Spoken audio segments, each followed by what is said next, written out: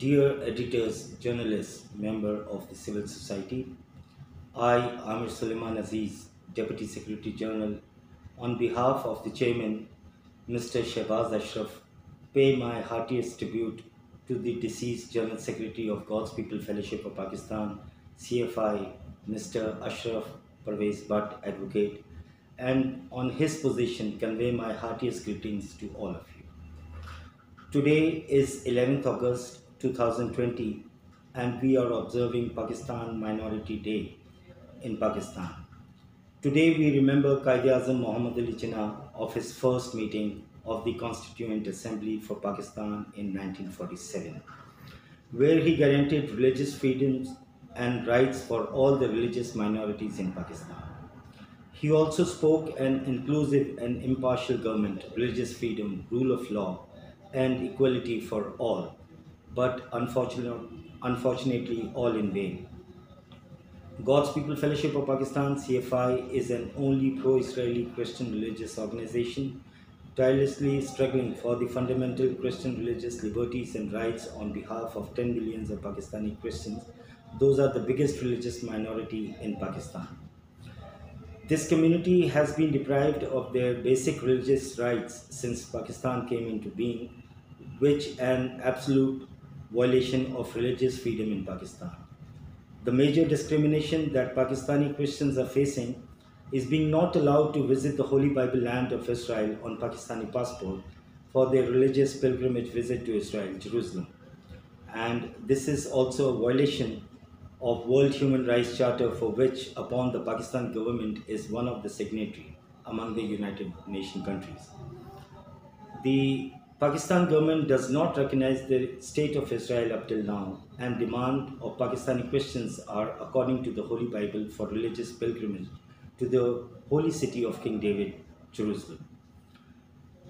The GPFP-CFI is struggling for the fundamental rights of Christians in Pakistan as per provided by the United Nations Organization Human Rights Charter, and such matter must be scrutinized in the light of Medina Charter drawn up at the time of Hazrat Muhammad, peace be upon him.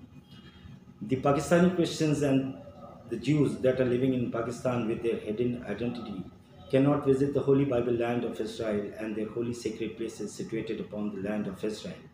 And they have also been deprived for the religious rituals, obligations, and cannot even offer prayers at the Holy Bible land of Israel on Pakistani passport. Now, when the ban on YouTube can be lifted, then why not the ban on religious pilgrimage visit to Israel for Pakistani Christians can be eliminated?